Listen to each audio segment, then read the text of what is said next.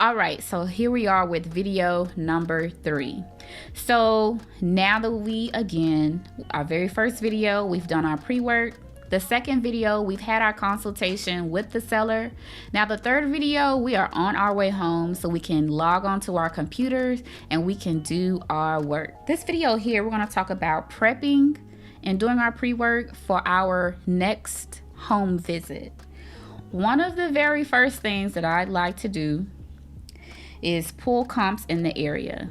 Now, this is extremely important because you want to know what's the climate like in that area. How are these homes selling on the market? How many homes have sold? Then we want to know how many are listed. And you want to talk to your mentor or either your broker on how to pull comps in your area. I don't want to dive in too deeply, but try to focus on the neighborhood specifically, or going within a 3-mile radius and not crossing over any major streets when you're pulling your comps. Try to find a home that's extremely close to that layout, that square footage, those many rooms, and those many bathrooms, right? So keep all of that in mind. Now, if you can't find anything close, you can slightly and slowly deviate. So if there is a home with similar square footage and it has one extra bathroom, then you want to accommodate in price for that. But again, that's something that you need to do your research on as far as pulling comps. But the closer that you can find it, I just say, talk to your mentor or your broker so you can be confident about it. When you do find a comp and a number and a range, a high end or a low end, and when I say high end, I'm talking about a turnkey home, or on a low end, a home that is pre-owned, possibly well kept, but no upgrades over the years. Get a second opinion on that. It does not hurt. I always like to bounce my numbers off of my peers who I trust, just to make sure you're not missing anything. So again, pull your comps in your area. That's what you're doing before you go to your next visit. Now, when you do pull these comps, make sure you print them. Now, I know that we are in the digital age, but I think that some sellers appreciate that tangible visual, right? So make sure that you print out a home for on the high end so you can show them what turnkey homes look like. And then also on the low end, like I've mentioned, homes that are pretty standard, and show them what the going price is for either parts, just so you can have a point of reference when you discuss and come up with a listing price that everyone can be confident about.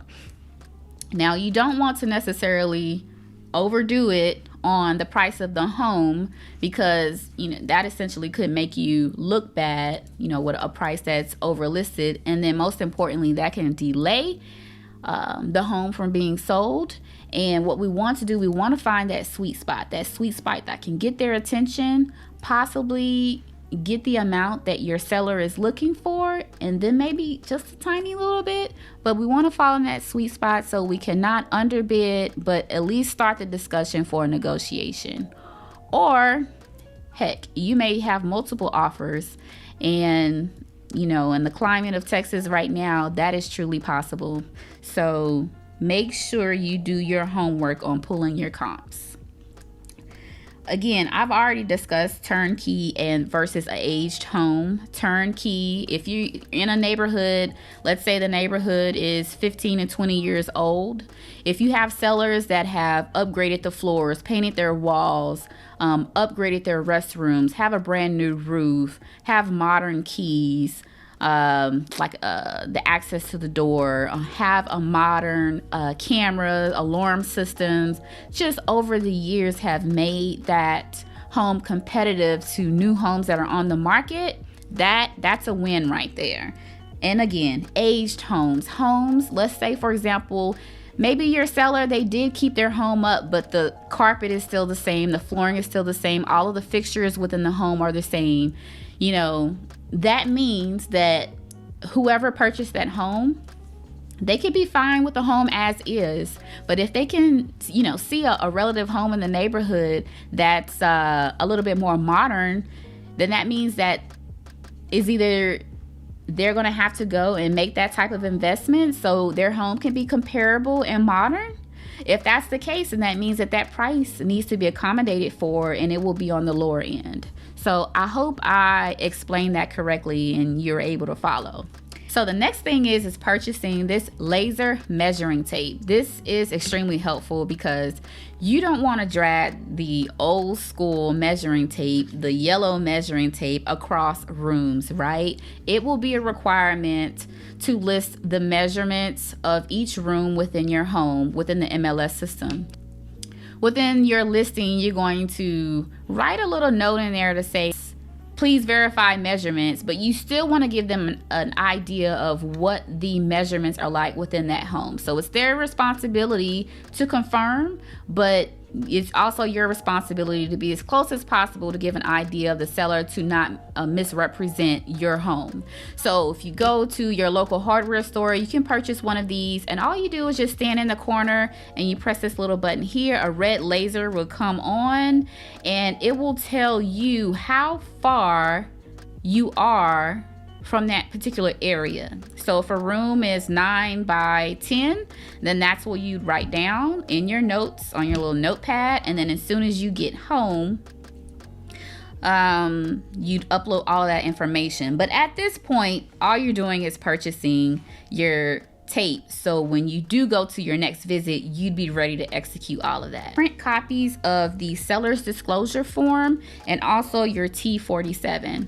Your seller's disclosure form is the form that your buyer, your seller's disclosure form is the form that your seller is going to share all of the information that they know about the home to the best of their ability. I want to put an asterisk by this because this is a legal document. So you want to have that conversation with your seller, how important it is for them to be truthful. So we're talking about whether there's been a flood within the home, whether there's been a class action lawsuit on the home. You want to share as much as possible. Now, there is a way on how to say something, right? And leave that opportunity up to the buyer to do their due diligence. But again, be as honest as possible because it can definitely come back and bite your seller because, again, it's a legal document and they could consider to sue if something was not disclosed. T47, let's say, for example, if you have a family that's selling a family estate home, or they never lived in the home, or let's say if their parent passed away or a grandparent passed away. Hey, I've never lived in the home. I don't know anything about it. So this T47, it's a legal document. It will be notarized, and it needs to be notarized. And it's saying, hey, I'm responsible. I'm legally able to sell this home. However, I don't know anything about it. But if they do sign a T47, they also still need to sign a seller disclosure form. And it's just really going to reiterate that I have no awareness of the health of this home. So you as a buyer, you have to do your due diligence in order to find out whether or not you want to buy it or not through a full inspection and go from there.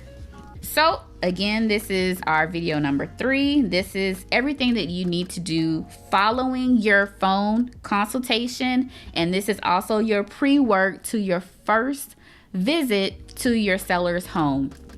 Thank you, and let's go to the next video.